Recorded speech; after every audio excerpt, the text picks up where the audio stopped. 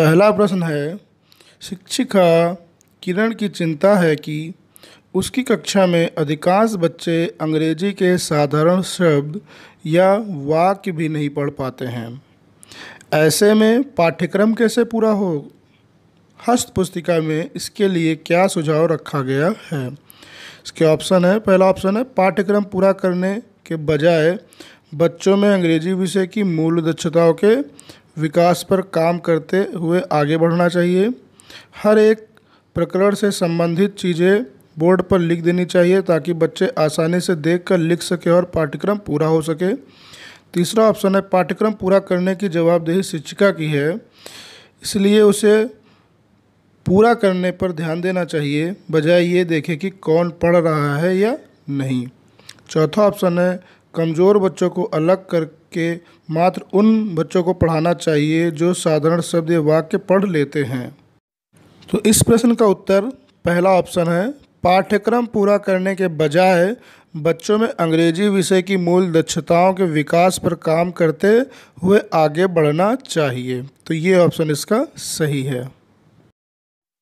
अगला प्रश्न है, शिक्षकों की आवश्यकताओं एवं व्यावसायिक शिक्षा को दृष्टिगत रखते हुए किस हस्त पुस्तिका का निर्माण किया गया है?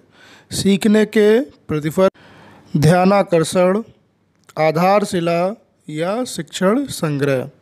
तो इसका जो सही उत्तर होगा वो चौथा ऑप्शन है, शिक्षण संग्रह।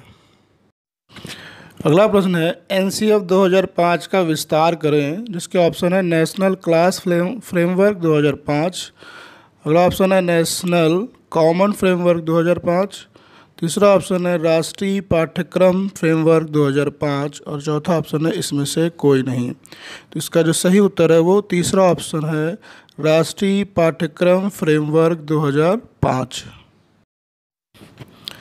एनसीएफ 2005 का आरंभ रविन्द्रनाथ टैगोर के किस निबंध से होता है?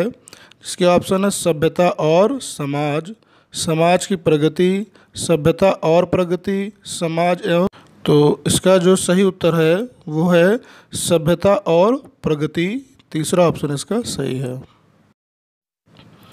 हस्त पुस्तिका के अनुसार एक सफल अकादमिक नेतृत्व प्रदान करने वाले प्रधान अध्यापक को विद्यालय या कक्षा शिक्षण से संबंधित किसी योजना पर कार्य करने के लिए कौन सा तरीका अपनाना चाहिए? इसके ऑप्शन है, अन्य शिक्षक के माध्यम से या विद्यालय के व्हाट्सएप ग्रुप में सभी को सूचनार्थ लिखकर प्रेषित कर देना चाहिए। दूसरा ऑप्शन है, प्रार्थना सभा में बच्चों को ढाल बनाकर अध्यापकों को प्रेरक प्रसंग के माध्यम से अपना संदेश या आदेश दे देना चाहिए।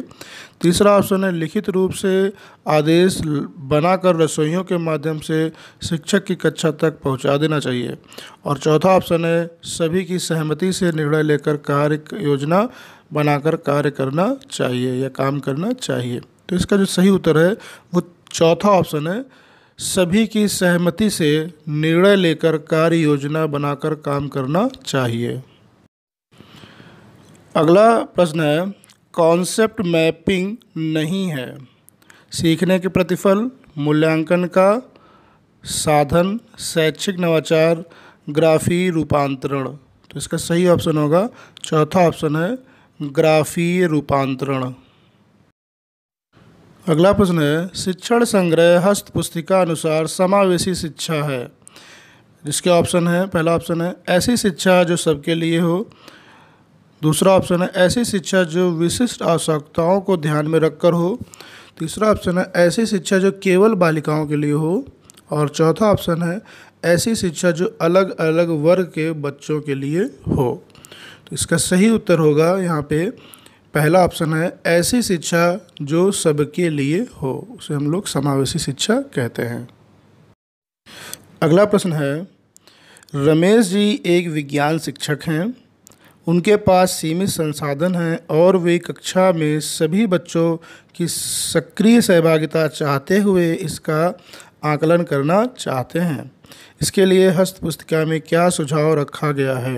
इसके ऑप्शन है, शिक्षक प्रत्येक कक्षा तक संसाधन उपलब्ध कराते हुए एक साथ शिक्षण कार्य करें।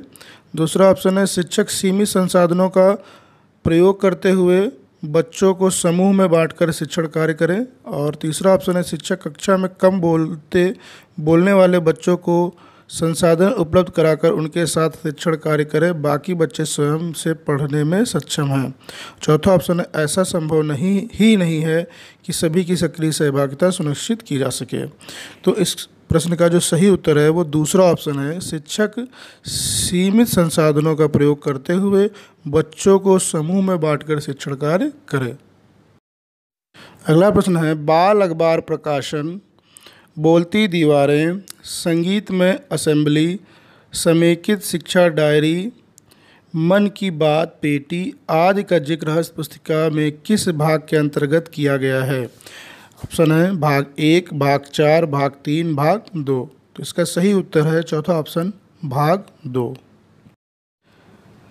रॉबिन जी की नियुक्ति एक ऐसे विद्यालय में हो गई है जहां समस्याओं का अंबार लगा हुआ है। बच्चों की उपस्थिति नामांकन के सापेक्ष बहुत कम है, भौतिक परिवेश तो एकदम खराब है। हस्त पुस्तिका के अनुसार रॉबिन जी को क्या करना चाहिए। इसके ऑप्शन है, पहला है तुरंत ही कार्यालय में संपर्क कर किसी अन्य विद्यालय में ट्रांसफ़र कराने के लिए प्रयास करें ताकि सही माहौल में काम किया जा सके। दूसरा ऑप्शन है विद्यालय के समस्त जिम्मेदारों से मिलकर एक योजनाबद्ध तरीके से सभी की जिम्मेदारी निश्चित करते हुए चुनौतियों से सामना करें। तीसरा ऑप्शन है ऐसे विद्यालय को एक अवसर के तौर पर लेते हुए बढ़िया चुपचाप नौकरी करें, जो जैसा है वैसा बना रहने दें। चौथा ऑप्शन है सबसे पहले तो विद्यालय में नामांकन के सापेक्ष उपस्थिति दर्ज कराना शुरू करें ताकि नौकरी बचाई जा सके। तो इसका सही उत्तर होगा दूसरा ऑप्शन, विद्यालय के समस्त जिम्मेदारों से मिलकर एक योजनाबद्ध तरीके से सभी की जिम्मेदारी सुनिश्चित करते हुए चुनौतियों से सामना करें। Please like, share and subscribe my channel for next videos notification. Thank you for watching this video.